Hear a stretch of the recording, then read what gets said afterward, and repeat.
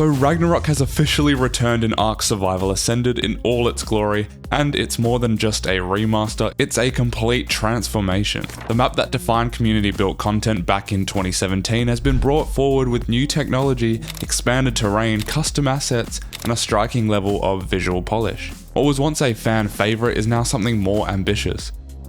So yeah guys, I thought I would put a full explorer's guide to the entire landscape, everything that's been changed, improved, hidden and elevated in this ASA edition of Ragnarok. Before we get going though, if you do find this sort of content helpful, feel free to subscribe or even check out the Discord server linked below. But without further ado, let's dive into it. Ragnarok is one of ARK's biggest official maps, encompassing 144 square kilometers of playable surface area. That's more than double the size of the island, and unlike many other large maps, almost every biome on Ragnarok serves a mechanical purpose. Very few regions are dead space. There are scorched deserts, volcanic wastelands, border frozen tundras, and river valleys snake between jagged ridgelines that split whole biomes apart. The biome diversity is the backbone of this map. Classic regions like the Redwoods, Highlands, and Murder Snow return, but with distinct ASA enhancements. Textures are of course upscaled and subsequently sharper, foliage density has of course changed, and light bounce from Unreal Engine 5 makes even familiar areas feel brand new. The Murder Snow in particular feels way more atmospheric, with long shadows and ambient haze making it visually colder, even when survival mechanics haven't changed. On the opposite side of the spectrum though, the Highlands are just as open and build friendly as they ever were before, but now they are framed with UE 5.5 lighting and a full expansion into the brand new Scotland biome. This expansion adds more flat land, natural cliffs, water access, and roaming wildlife that blend almost seamlessly with the original terrain. And of course they have some more beaver dams, which is of course very nice to have. Now Ragnarok has always been known for variety, but it's especially apparent now in how it manages verticality. Cliffs, overhangs, and mountain parts aren't just for show, they influence movement and the taming strategy.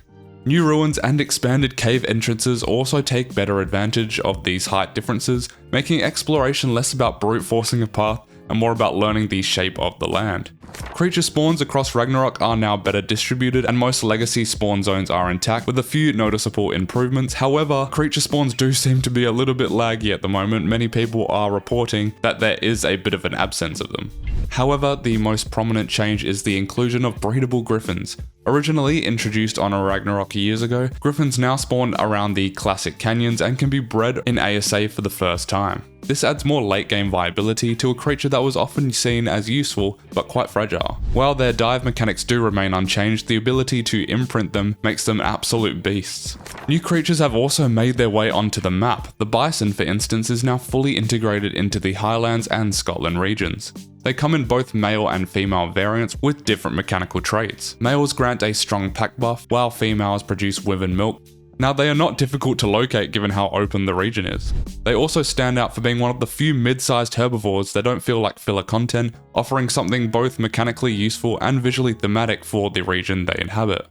Wyvern variants are also still a huge part of the Ragnarok identity. The Wyvern Cove has also been visually overhauled, the entrance is wider, the lighting inside has been balanced and looks absolutely incredible, and red and yellow loot crates now spawn deep inside, giving extra incentive to go in even when egg farming isn't your goal. Now, one of the most discussed changes is the replacement of the old boss fight. Previously, Ragnarok's terminal offered a dual battle against the Manticore and Dragon, and while this arena was amazing, ASA introduces a whole new exclusive boss. A massive ice wyvern with its own arena mechanics and tribute structure. It can be summoned from any obelisk and scales across Gamma, Beta, and Alpha like many other map bosses. The fight includes high health, iceworm summons, AoE attacks, and crowd control effects. It also rewards a significant amount of element, around 550 for alpha difficulty, and unlocks various tech engrams depending on your tier. Now the artifacts required for the boss have been redistributed and in some case redesigned, which by the way, if you want all the locations, do check the guide that I did for this, but the Ice Queen's dungeon remains a good source of drops and of course an artifact, but now features clearer pathways, more environmental detail, and more reliable loot crate spawns. The lava golem encounter has also been made more difficult in ASA, with enemy density increased along the path to it, and more effort required to reach the arena. Life's Labyrinth has also been fully rebuilt, and it now includes more extensive puzzles, spike traps, fire rooms, and the return of spirit bosses like the Dire Bear and Dire Wolf. Completion still offers multiple artifacts in one run, but the process is much more involved, with of course full visual updates to match the map's tone. For those still looking into base locations though, ASA makes both the classic and the new options worthwhile. Resources on Ragnarok remain abundant and easy to access if you of course know where to look. Once again, I've done a full guide on this, so make sure to check that out. But metal is concentrated around the canyons, the volcanic rim, and pretty much every mountain on the map. Obsidian can be found scattered around the Black Sands biome, and once again around literally every mountain on the map.